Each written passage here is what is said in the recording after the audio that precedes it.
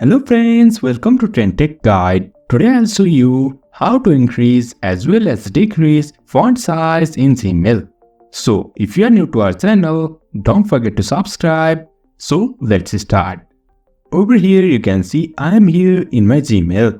Now this font may be smaller for someone.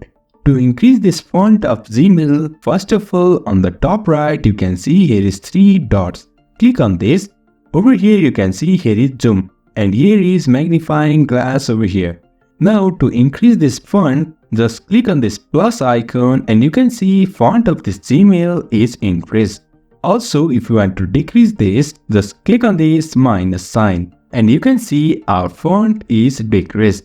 So in this way we can increase as well as decrease font size in Gmail. So if you find this helpful, don't forget to subscribe. Have a good time.